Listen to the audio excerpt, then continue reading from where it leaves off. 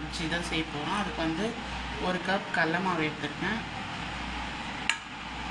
பச்சரிசி மாவு 1/2 கப் அளவுக்கு ஆட் பண்ணிக்கலாம். ஓமம் ஒரு 1/4 ஸ்பூன் அளவுக்கு, ரெட் சில்லி பவுடர் 1 ஸ்பூன், மஞ்சள் தூள் 1/2 ஸ்பூன், வெங்காயம் ஒரு 1/4 ஸ்பூன், உப்பு தேவையான அளவு கொடுக்கலாம். பொடியாக கட் பண்ண வெங்காயம்,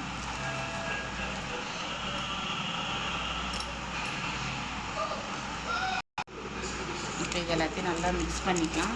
நம்ம இதை வந்து பக்கோடா மாதிரி போட போகிறோம். அதனால் இது நல்லா மிக்ஸ் பண்ணிக்கலாம். நம்ம வீட்டில் காய்கறி இல்லாதப்போ சட்டின்னு ஒரு குழம்பு சூப்பராக இருக்கும். நீங்களும் இதை வந்து ட்ரை பண்ணி பாருங்கள். இந்த கன்சிஸ்டன்சிக்கு நல்லா தண்ணி ஊற்றி கொஞ்சம் கொஞ்சமாக தண்ணி ஆட் பண்ணி பிசைஞ்சிக்கலாம். இப்போ எண்ணெய் நல்லா காஞ்சதும் இதை பக்கோடா மாதிரி நம்ம கிண்டி போட்டுக்கலாம்.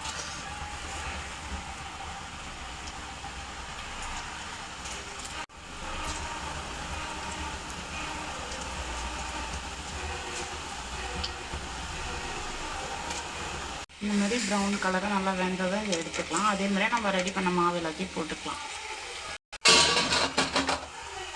பக்கோடா போட்டு எடுத்தாச்சு. இப்போது நம்ம குழம்பு தாளிச்சிக்கலாம். அதுக்கு வந்து கடாய் வச்சு ஒரு 3 டேபிள் ஸ்பூன் எண்ணெய் விட்டுக்கலாம். எண்ணெய் நல்லா காஞ்சதும் கடுகு, சீரகம், 2 வெந்தயம்,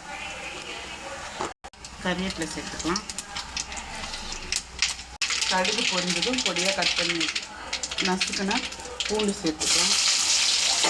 கூடவே பொடியாக கட் பண்ணி வச்சுருக்க வெங்காயத்தையும் ஆட் பண்ணிக்கலாம்.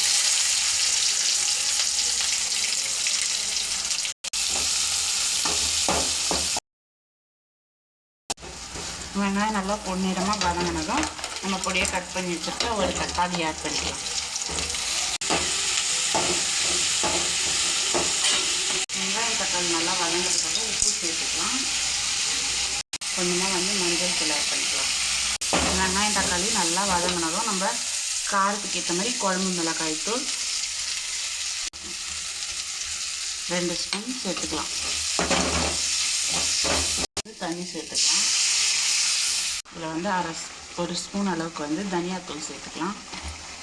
இந்த மசாலா வாசனை பச்சை வாசனைலாம் போனதுக்கப்புறமா நம்ம ஊற வச்சு கரைச்சி வச்சுருக்க ஒரு நெல்லிக்காய் சைஸ் அளவுக்கு புளி அங்கே ஊற்றிக்கலாம்.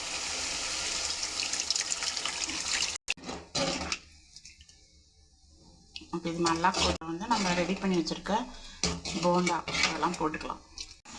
இது நல்லா கொதிக்கும்போது வந்து ஒரு 1/2 மூடி சின்ன மூடி தேங்காய்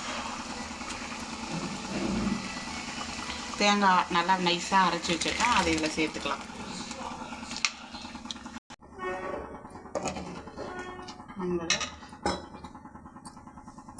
இப்போ நம்ம கிரேவி நல்லா கொதிக்கும் போது வந்து நம்ம ரெடி பண்ணி வச்சுருக்க பக்கோடியை வந்து இதில் போட்டுக்கணும்.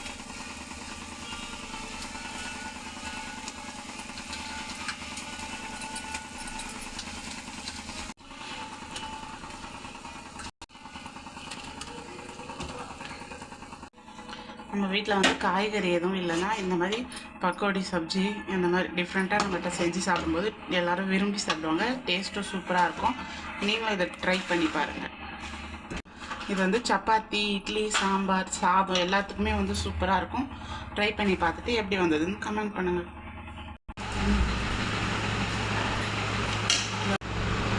ரைஸோட நம்ம பக்கோடி சப்ஜி வச்சு சாப்பிடும்போது சூப்பராக இருக்கும். நீங்களும் ட்ரை பண்ணி பாருங்கள்.